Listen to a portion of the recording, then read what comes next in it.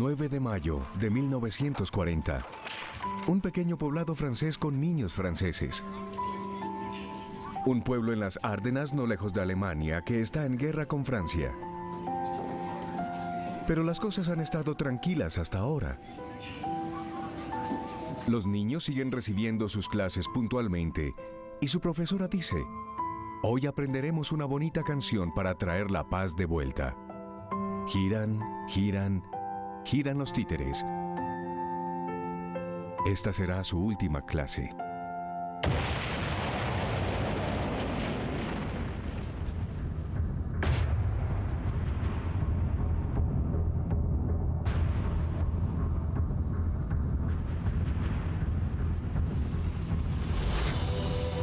Apocalipsis. La Segunda Guerra Mundial. 10 de mayo de 1940. A las 5:35 de la mañana, los alemanes lanzan su ofensiva. Capítulo 2. Guerra total.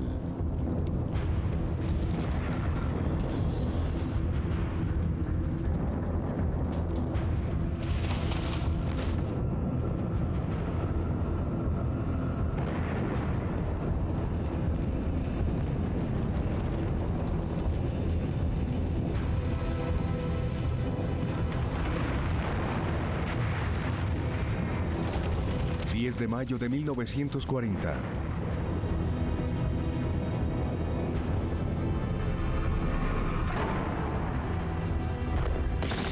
Paracaidistas alemanes se lanzan sobre Holanda.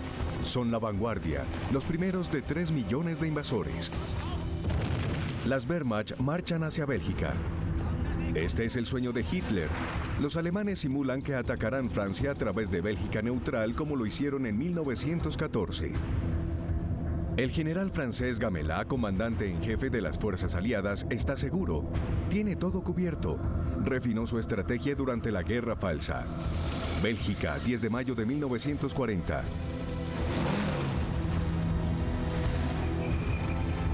Gamelin mueve sus mejores divisiones motorizadas, la élite del ejército francés, hacia Bélgica, junto con toda la fuerza expedicionaria británica.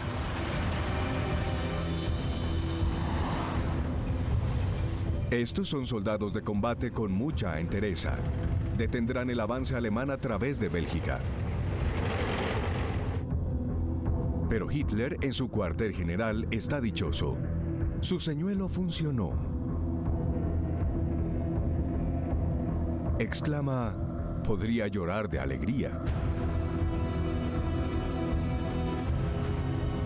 Le ordena a Göring, mariscal de campo y comandante de la Fuerza Aérea, que no bombardee las columnas francesas, que les permita adentrarse en territorio belga. Y las ataca por la retaguardia. Su ofensiva real será a través de las Ardenas. Según el alto mando francés, ningún tanque podría atravesar esas colinas densamente boscosas. Nada los detiene, excepto sus propios atascos.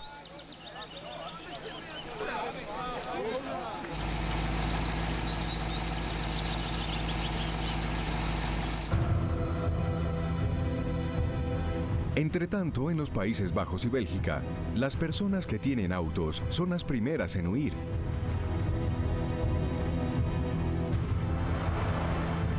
Todos sospechan.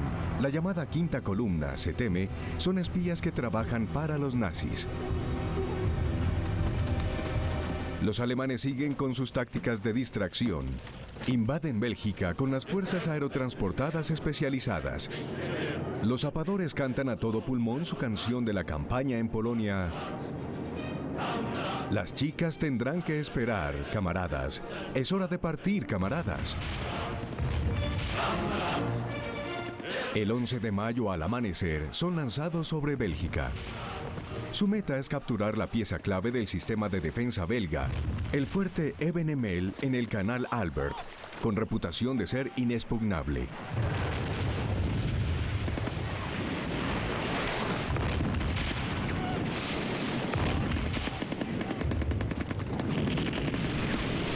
Un intrépido soldado alemán sube a lo alto de una torreta con una carga explosiva.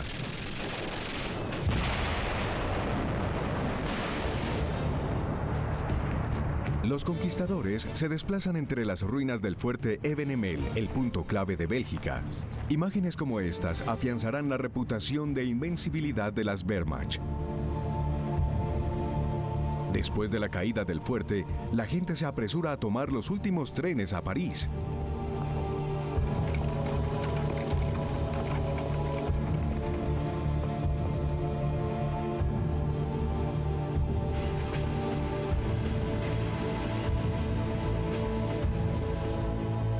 En la capital francesa, la Cruz Roja está congestionada. Los refugiados belgas son enviados al sur en vagones que usualmente transportan ganado.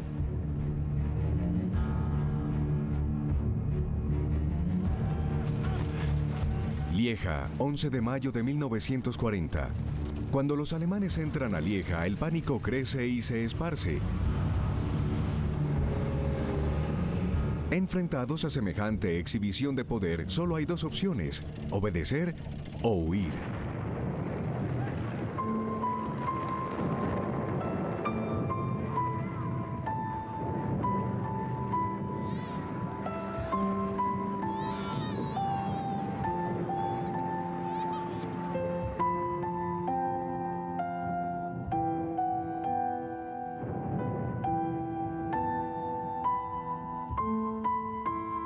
Muchos de los refugiados son personas del campo. Como tantas veces en la historia, los granjeros siempre han sido los últimos en huir. Se niegan a abandonar sus cosechas y sus animales. El gran poeta belga Émile Verhaeren escribió: "Las personas aquí no tienen nada en absoluto, nada ante ellos, solo la inmensidad del camino abierto". Las personas que trabajan los campos, las personas aquí solo tienen un infortunio interminable.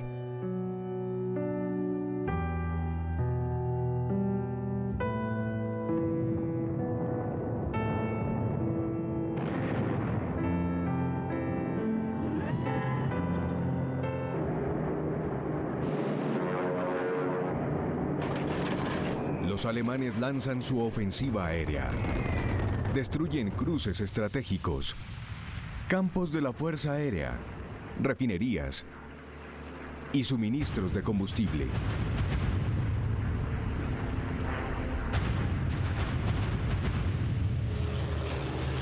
Ciudades al norte y oriente de Francia son bombardeadas.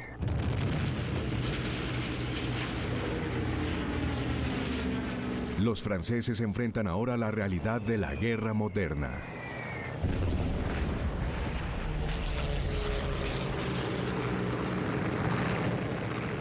En los Países Bajos, el puerto de Rotterdam está en llamas, el resultado de un atroz bombardeo alemán, como el de Varsovia. Pero estas bombas fueron lanzadas después de la rendición de la ciudad, otro de los crímenes de guerra de Hitler. En Londres, el nuevo primer ministro es Winston Churchill. Su primer discurso revela su determinación a seguir combatiendo sin importar las circunstancias. I will say, without a doubt, that the fate of Holland and Belgium, like that of Poland, Czechoslovakia and Austria, will be decided by the victory of the British Empire and the French Republic. Pero de repente, la situación en Francia es bastante sombría. En apenas 3 días, los alemanes cruzan a través de las Ardenas y avanzan hacia la línea defensiva francesa en el río Mosa.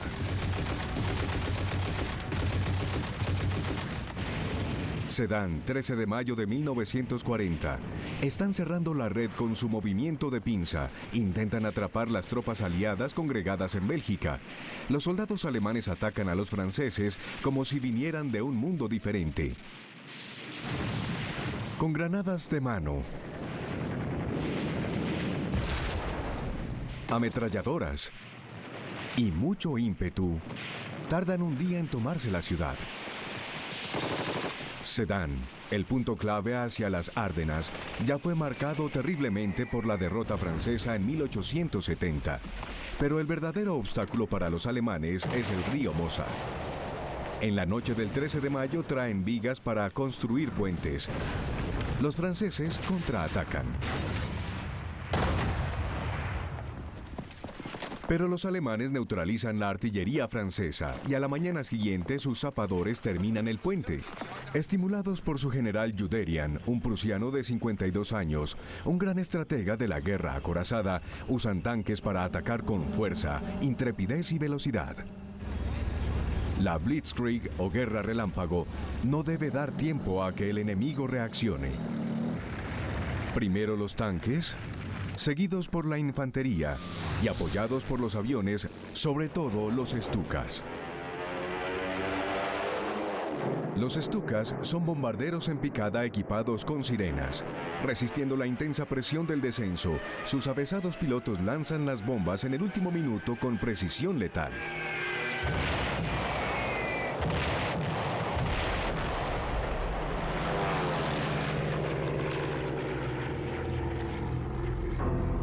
El primer ministro francés Paul Reynaud telefonea a Churchill alarmado. Fuimos derrotados. Perdimos la batalla. Los generales franceses están perdidos, no pueden reaccionar a la situación. Con las fuerzas aliadas refrenadas en Bélgica, ¿cómo pueden impedir que los alemanes avancen?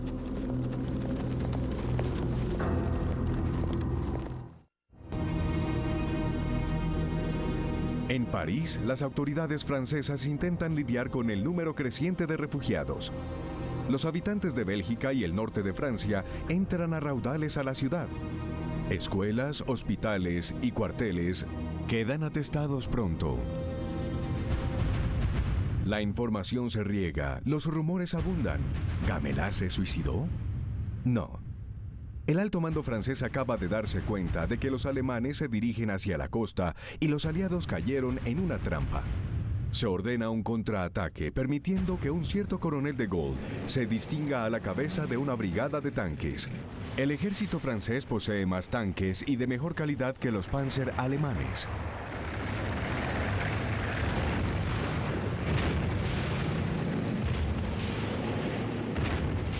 Pero sin ningún refuerzo o apoyo aéreo, los tanques franceses caen presa de los Stukas.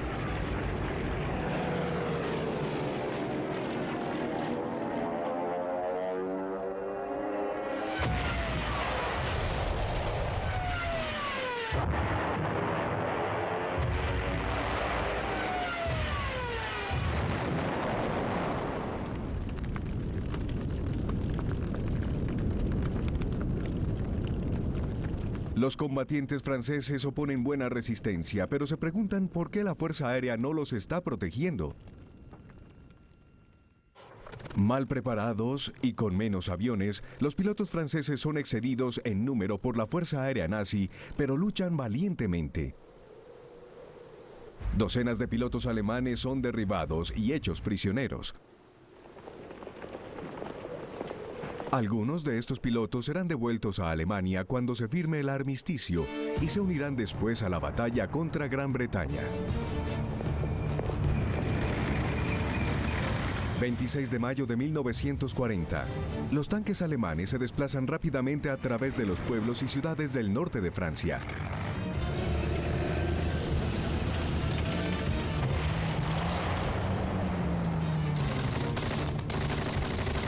Valientemente, los franceses intentan retardar el avance alemán. Los alemanes aplastan cualquier foco de resistencia.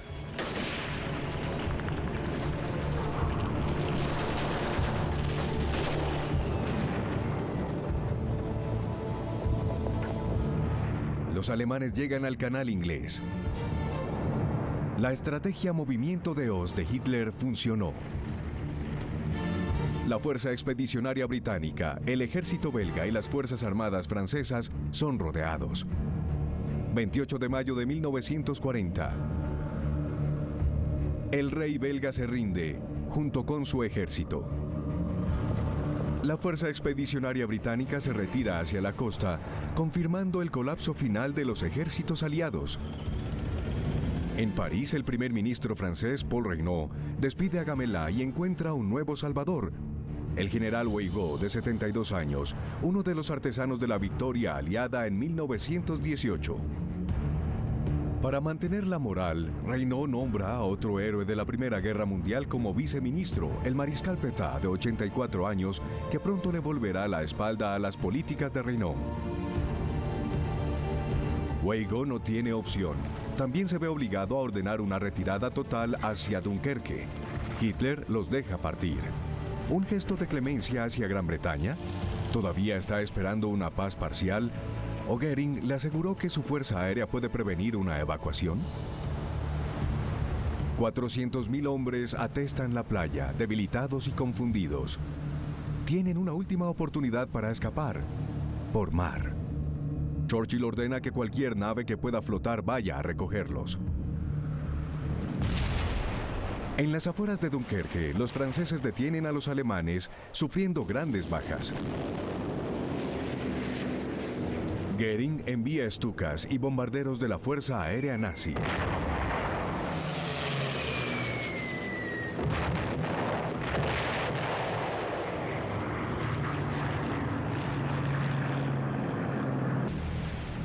$218.000 soldados británicos y 120.000 franceses son evacuados con éxito.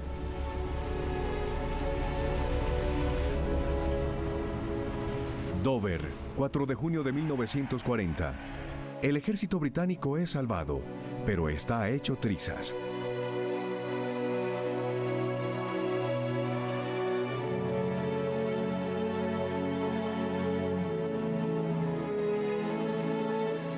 Los soldados franceses serán enviados a su país para defenderlo en un esfuerzo final.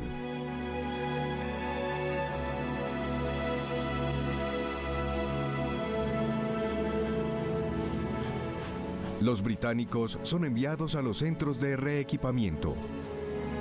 Toda Gran Bretaña aclama a Dunkerque como un hecho extraordinario. Churchill, sin embargo, lo pone en duda. Con lucidez dice: las guerras no se ganan por evacuación.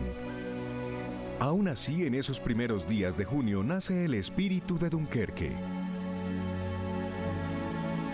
La crueldad de esta guerra y el poder destructivo del enemigo nazi ahora son claros para los británicos. La comodidad y el buen humor le dan paso a esfuerzos frenéticos por movilizar la nación. El 4 de junio, Churchill, que también está batallando contra los derrotistas en su propio bando, habla. Su tono es inolvidable. Lucharemos en las playas, en los terrenos de desembarco, en los campos, en las calles y en las colinas. Nunca nos rendiremos. Dunkerque, 4 de junio de 1940. Los alemanes se toman Dunkerque.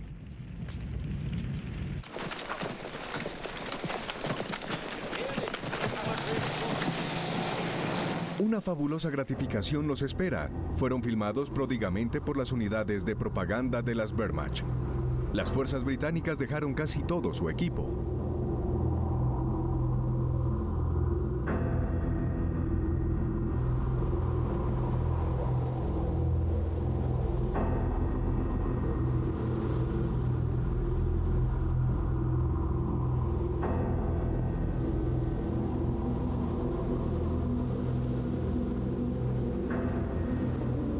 Los soldados de las Wehrmacht se filmaron ellos mismos con el ánimo en alto. Encuentran un gramófono francés con un disco famoso de Maurice Chevalier.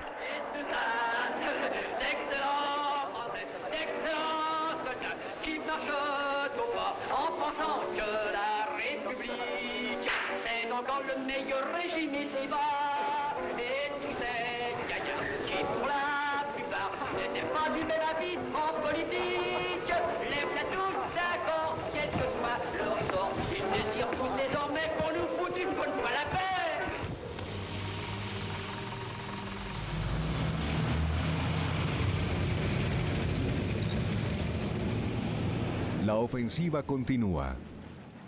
Francia colapsa.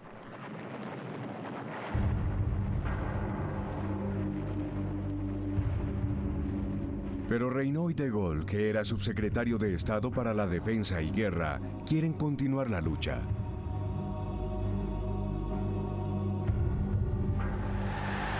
10 de junio de 1940, en Roma el dictador italiano Mussolini, el Duce, tiene grandes noticias para su pueblo. La dichiarazione di guerra è già stata consegnata agli ambasciatori di Gran Bretagna e di Francia. Mussolini espera su parte de los despojos, el Valle del Ródano, Marsella, así como el desarme de Córcega y Túnez. Los franceses dicen, es una puñalada en la espalda. La ofensiva de Mussolini es interrumpida por las divisiones alpinas francesas. Las tropas del general Rommel atacan Normandía y entran a Rouen.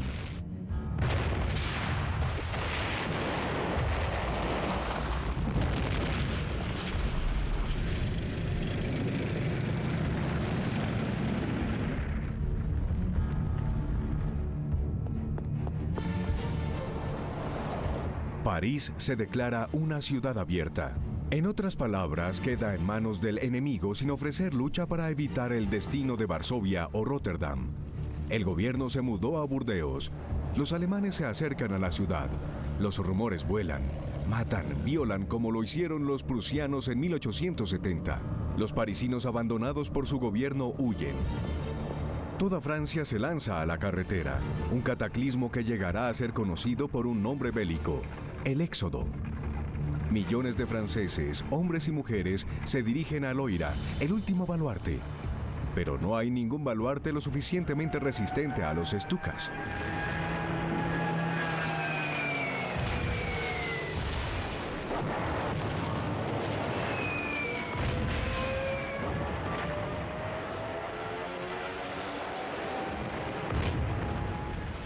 París, 14 de junio de 1940. Al amanecer, los alemanes se toman la ciudad.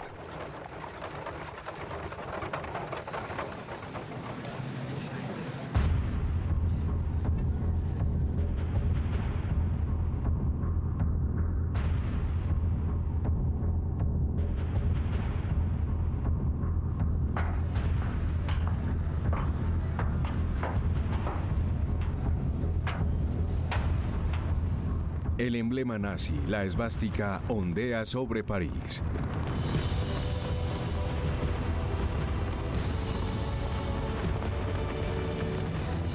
Uno de los primeros actos de los ocupantes alemanes es apoderarse de todos los archivos de los ministerios abandonados.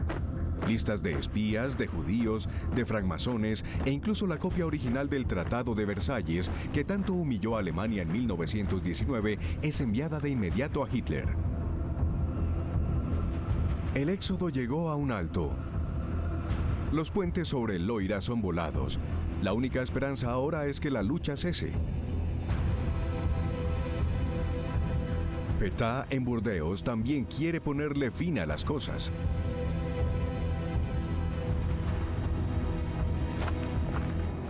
Los alemanes continúan su implacable avance hacia el sur. Aunque en un tiempo se consideró una fuerza formidable, el ejército francés ahora es un desorden. Y aún así ofreció mayor resistencia de la esperada.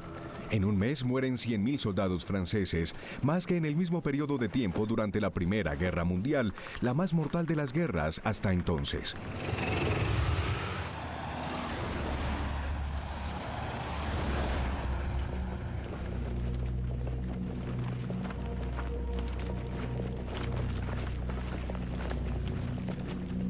Un 1.850.000 soldados son tomados prisioneros, junto con 36.000 oficiales y 176 generales.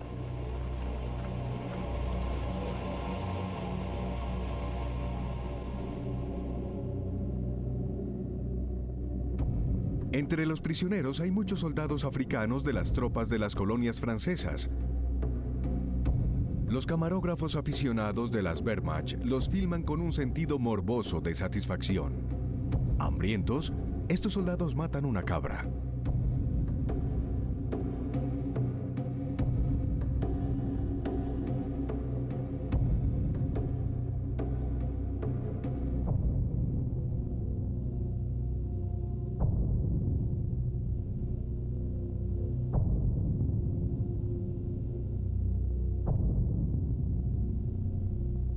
Los noticieros de propaganda alemana insisten en mostrar primeros planos de sus rostros.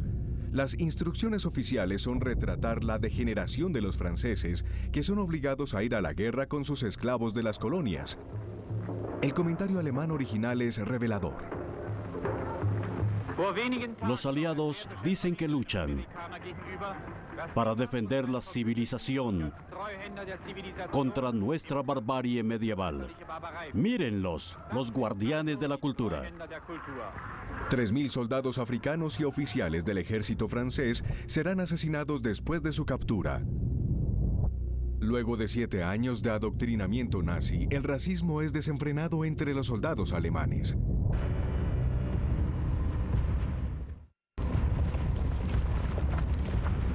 Tres fechas serán ahora decisivas para determinar el destino de Francia. El 16 de junio de 1940, Reynaud es retirado de las maniobras por el Concilio de Ministros de Burdeos y renuncia. Como su sucesor, Philippe Pétain es designado como cabeza del gobierno francés. París, 17 de junio de 1940. Plaza de la Bastilla. Los que se quedaron en París escuchan al mariscal Pétain. El héroe de guerra de Verdún anuncia que está buscando un armisticio. Français, j'ai demandé à nos adversaires de mettre fin aux hostilités. J'ai pris cette décision dure au cœur d'un soldat, parce que la situation militaire l'imposait. La radio alemana traduce este discurso que anuncia la capitulación de Francia. Y ahora, una declaración de gran importancia para nuestros oyentes franceses, del general de Gaulle, subsecretario de Guerra en el gabinete. Algunos franceses pueden sintonizar la BBC. El general de Gaulle llega a Londres. El 18 de junio denuncia el armisticio.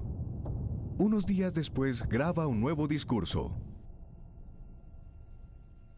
Nous croyons que l'honneur des Français consiste à continuer la guerre aux côtés de leurs alliés.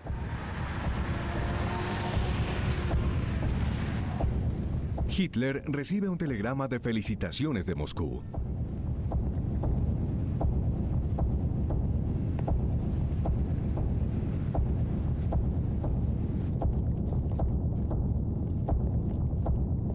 El 22 de junio de 1940, Hitler llega a Compiègne, cerca de París.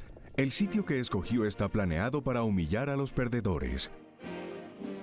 Será en el mismo vagón que se usó para la firma del armisticio que selló la derrota de Alemania. Su venganza está completa.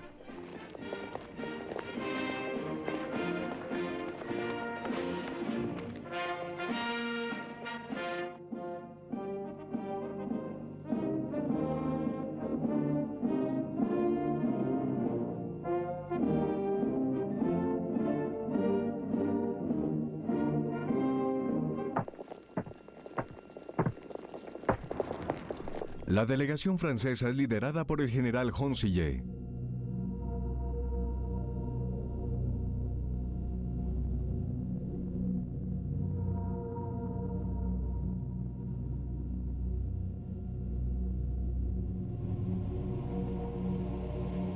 Un intérprete lee una diatriba acusando a Francia de declarar la guerra sin ninguna razón. Hitler no pronuncia una sola palabra. Se pone de pie y sale.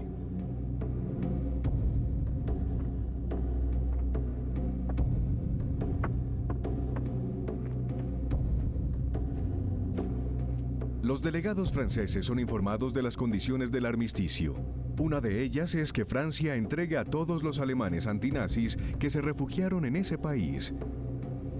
Honsillet intenta negociar. Los alemanes se niegan. Honsillet llama al gobierno en Burdeos. Los servicios secretos alemanes graban su conversación con Weigo. Oui, mon général, c'est Siger. Mais mon général, c'est fait. Oui, mon général. C'est fait. Je vous remercie encore de la façon dont vous l'avez fait. Mon général, oui, enfin, vous me comprenez, vous? Oui, je vous comprends. Después Hitler hace llevar el vagón del tren a Berlín. En los últimos días del Reich hará que la SS lo vuele con dinamita. Pronto, los mayores símbolos de la victoria de Francia en la Primera Guerra Mundial serán ridiculizados, como aquí en Verdún, donde fueron asesinados 500.000 soldados franceses, y 20 años después, Hitler se presenta allí.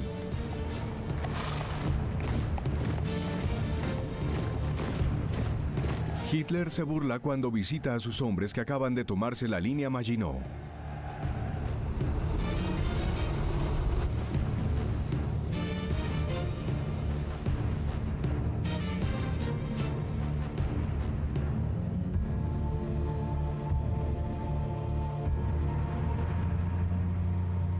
Es más solemne cuando visita a Estrasburgo y su catedral. Alsacia y Lorena son alemanas una vez más, como prometió que lo serían.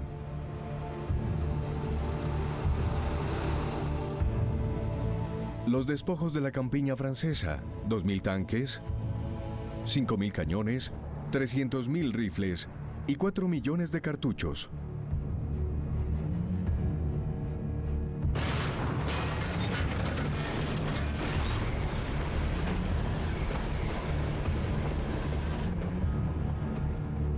En una bodega de suministro del ejército, las Wehrmacht encuentran una provisión de pantalones de lana para el ejército francés, cálidas prendas que serán guardadas para futuras campañas.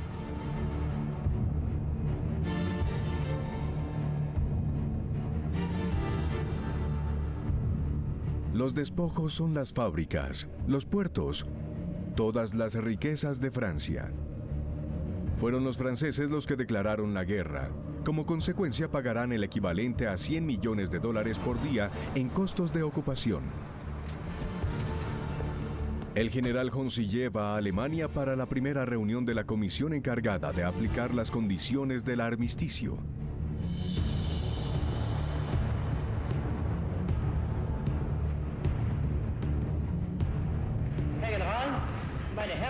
Para salvar las tropas, Hitler decide permitir que Francia conserve una soberanía parcial bajo un gobierno a su entera disposición y con un ejército limitado, despojado de armas pesadas, solo para mantener el orden. El país está dividido en dos: una zona ocupada en el norte a lo largo de toda la costa atlántica que proporciona acceso a todos los puertos. Italia controla el área mediterránea y ocupa una franja estrecha a lo largo de los Alpes. El resto se llama la zona libre, con una nueva capital, Vichy.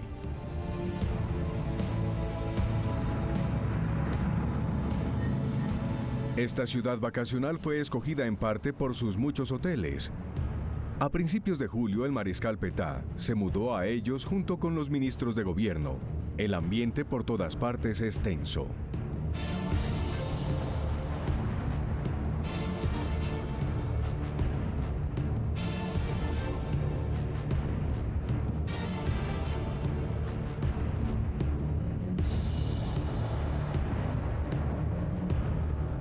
Sin embargo, este gobierno en Vichy sigue controlando un vasto imperio colonial y sobre todo una armada todavía poderosa.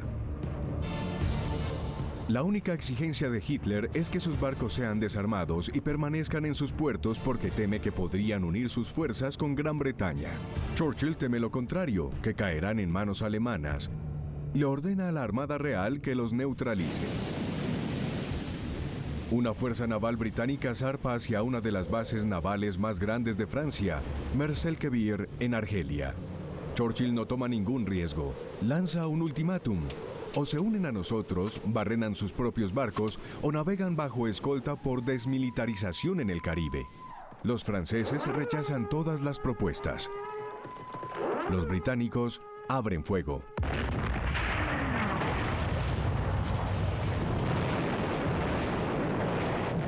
Dos acorazados franceses son afectados seriamente.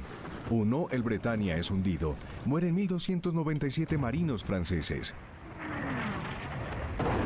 Buscando mostrarle a su pueblo, al mundo y sobre todo a los Estados Unidos lo determinado que está, Churchill ataca a su antiguo aliado, cuya flota pudo ayudar a los alemanes a arribar a costas británicas. 2 días después del ataque, el gobierno de Vichy rompe las relaciones diplomáticas con Gran Bretaña. Berlín, 9 de julio de 1940. Toda Alemania aclama a Hitler. Su conquista relámpago de Francia cautiva a sus generales. Se ve como el líder de guerra más grande de todos los tiempos, a la par con Napoleón. Y al igual que el emperador, ya nadie se atreve a contradecirlo.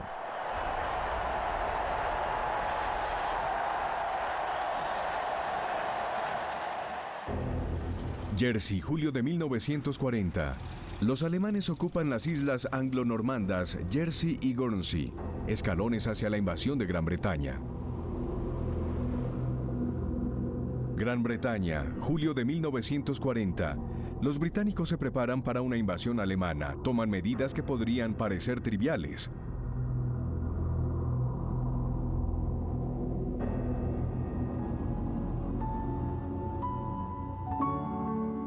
Otra medida urgente es enviar a los niños al campo por seguridad.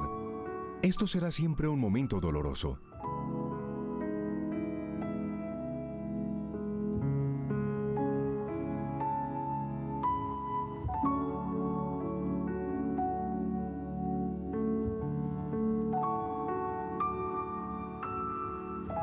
Sus hermanas mayores, sus madres y abuelas se unen al esfuerzo de guerra.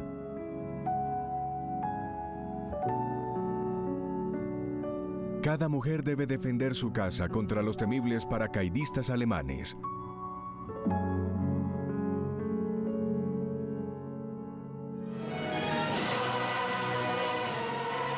Los hombres se unen como voluntarios de defensa locales a la Guardia Casera, incluso veteranos de la Primera Guerra Mundial.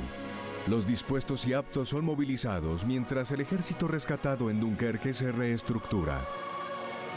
Estados Unidos suministra rifles, ametralladoras y cañones antiaéreos, y todos perfeccionan sus habilidades.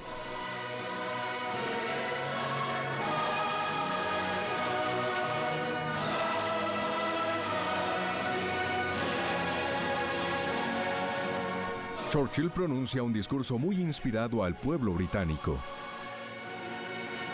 The battle of Britain is about to begin. Let us therefore brace ourselves to our duty. So bear ourselves that if the British Empire and its Commonwealth last for 1,000 years, men will still say, this was their finest hour. Una de las armas principales de Churchill es la Fuerza Aérea Real con su avión insignia, el Spitfire, dotado de un motor Rolls-Royce. Es uno de los mejores aviones de combate en el mundo. Gran Bretaña también sobresale en el campo de la electrónica. Los británicos son los primeros en usar el radar con propósitos defensivos. En las salas de operación, el radar es usado para detectar aviones y guiar los pilotos hacia el enemigo. A los pilotos de todo el Imperio Británico se les unen pilotos que logran huir de sus países bajo la ocupación alemana o cuyos gobiernos están en exilio en Londres, polacos, holandeses, checos. Y la primera de las fuerzas francesas libres, junto con de Gaulle. Muchos de los pilotos británicos son estudiantes de Oxford y Cambridge. Uno de ellos, Richard Hillary, escribió: éramos conocidos como los chicos de pelo largo, estábamos desilusionados y tristes. La prensa se refería a nosotros como la generación perdida. Superficialmente éramos egoístas y egocéntricos. La guerra no exigía héroes, pero nos dio la oportunidad de demostrarnos a nosotros y al mundo que aunque fuéramos indisciplinados, éramos rivales para la juventud adoctrinada de Hitler. Estos pilotos alemanes fueron entrenados por la Hitlerjugend, la juventud de Hitler, con la idea de venganza.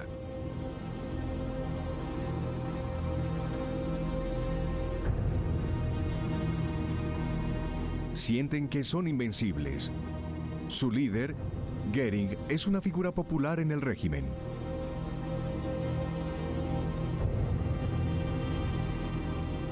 Goering, que es un hombre de lujos, con frecuencia se queda en el Hotel Ritz en París y convierte el Palacio de Luxemburgo en el cuartel general de la Luftwaffe, la Fuerza Aérea Nazi. Le prometió a Hitler que la Luftwaffe podría acabar con la Fuerza Aérea Real en días, tomar el control del espacio aéreo y permitir que las Wehrmacht invadieran Gran Bretaña. La Luftwaffe tiene a su disposición todos los campos de aviación de Francia, sus instalaciones y su equipo. Sus pilotos están bien entrenados, como Adolf Galland, que combatió contra los republicanos en España, o Werner Mölders, un as de la batalla de Francia. Fue uno de los pilotos derribados, hecho prisionero y después devuelto a los alemanes. Ahora es parte de la ofensiva aérea contra Gran Bretaña.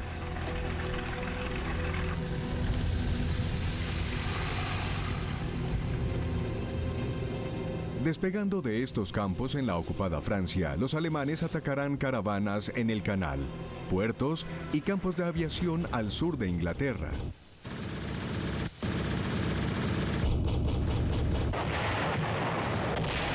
Derribarán 500 aviones británicos, causando 1000 muertes.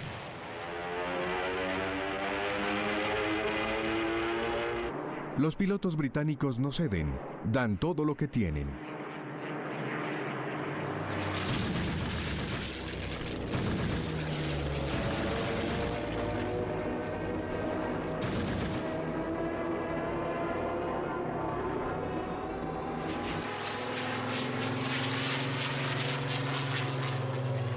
Churchill proclama: "Nunca en el campo del conflicto humano se hizo tanto a tantos por tan pocos". Hitler decide posponer sus planes de invadir a Gran Bretaña. Este es su primer retroceso. Sus tácticas ahora dependen más de los bombardeos nocturnos. Dice: "Los británicos se rendirán cuando sus ciudades sean destruidas". Los bombarderos alemanes atacan ciudades británicas como Coventry y Londres. Este es el Blitz, tras bombardeos diarios.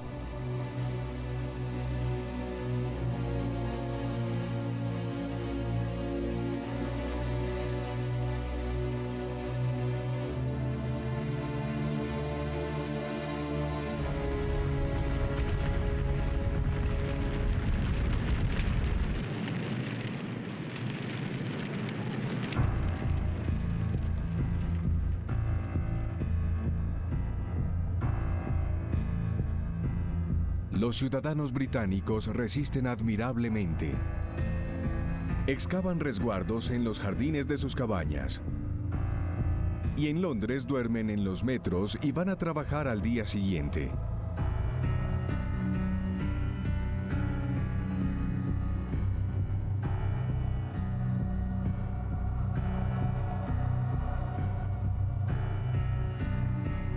Nunca perdieron la confianza ni el sentido del humor.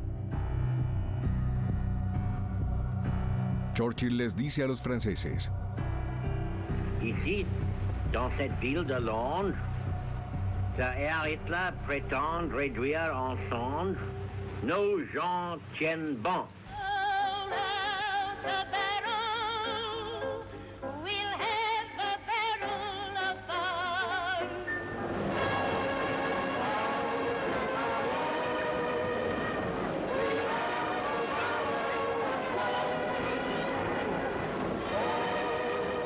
Hitler se exaspera. Con el tiempo llamará a Churchill un judío agobiado, un ebrio medio americano. De ahora en adelante, siempre que se sienta frustrado, dará rienda suelta a su rencor contra los judíos.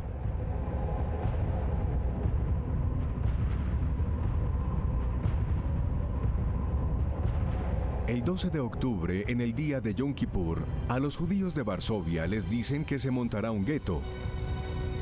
Una pared de 3 metros de alto se erige confinando a 500.000 judíos, hombres, mujeres, niños y ancianos, que padecerán de hambre, frío y pobreza.